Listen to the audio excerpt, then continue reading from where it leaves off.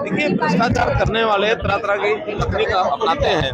हमारी सफलता इसमें है उनकी हर तकनीक को फेल किया जाए और उन चीजों को पकड़ा जाए। कोई जमाना था जब भ्रष्टाचार को पकड़ते भी नहीं थे और भ्रष्टाचार को करने के लिए उकसावा भी देते थे। हमारी कम से कम ये बात तो आप मानेंगे, कोई भ्रष्टाचार करने के लिए आता है उसको पकड़ते हैं। अगर कोई दौड़ने की कोशिश करता है उसको भी पकड़ते हैं। हमारे साइबर क्राइम करने वाले लोग बहुत पकड़े गए हैं। इसलिए ये जो चालाकियां इस शासन में ना कभी चली हैं ना कभी आगे चलेंगी।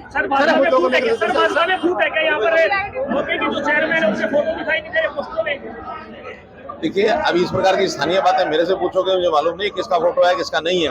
हो सकता है मेरा फोटो भी आना हो। नहीं, आपका फोटो है। अरे होगा, लेकिन ये फोटो से पार्टी नहीं चलती है। ये पार्टी इकट्ठे मिल बैठ के चलती है। आज जब मैं आया हूं तो सारे हमारे पार्टी के कार्यकर्ता, चाहे वो जिला स्तर के हैं, चाहे वो मंडल स्तर के हैं, चाहे हमारे विधानसभा स्तर के हैं, दोनों विधानसभाओं के, चाहे वो लुधियाना है चाहे वो जींद है, दोनों विधानसभाओं के सब लोग आए। सबसे मेरी बातचीत हुई है। अभी मैं सभी विधानसभा में जा रहा हूँ।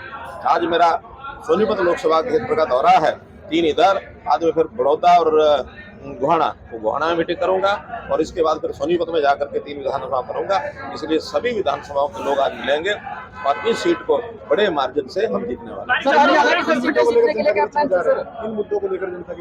आज तो मैं कार्यकर्ताओं से मिलता हूँ ताकि कार्यकर्ताओं से जानकारी मिल जाए कि सब इस जो वर्किंग सिस्टम है वो ठीक से चल पड़ा है और वर्कर करने लग गए हैं।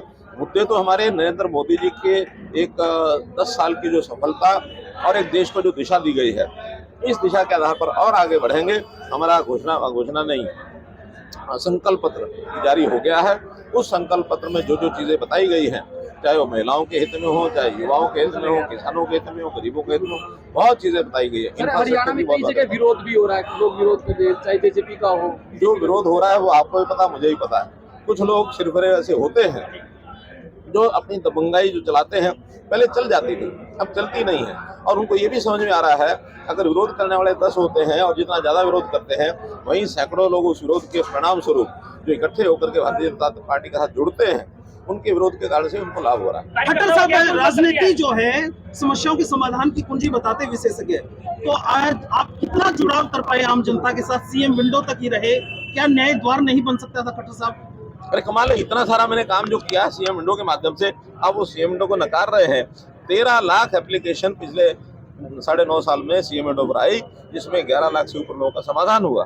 अब हर किसी के समाधान होते नहीं है, समस्याएं तो बहुत ऐसी होती हैं, आपस में झगड़े होते हैं, कहीं पुलिस केस है, कहीं कोर्ट का निर्णय आ गया, कहीं बहुत चीजें होती हैं। इसलिए जनता जो है उनको एक आसान रास्ते मिल जाए अपनी समस्याओं को हल कराने के लिए, इसलिए बहुत प्रयोग हमने किए हैं। उन प्रयोगों में टेक्नोलॉजी के आधार पर आज जो हमारा डिजिटलाइजेशन का प्रोग्राम है वो चल रहा है। आज उस टेक्नोलॉजी के आधार के ऊपर हमने बहुत से पोर्टल बनाए हैं, ऑनलाइन सेवाएं दी हैं, घर बैठे व्यक्ति को सेवा मिलती है। आज जैसे पहले भीड़ लगती थी नेताओं के दरवाजे पर, नेताओं के घरों पर, नेताओं के कार्यालयों में, वो भीड़ न लग करके अपने घर बैठे काम करेंगे। इसे जनता में एक अच्छा संदेश किया है। नौकरियां जो है मेरिट पे मिलती हैं, ट्रांसफर पॉलिसी ऑनलाइन हो गई है। इसलिए आज के युग में आम आदमी भी बहुत सुखी महसूस कर रहा है। धन्यवाद।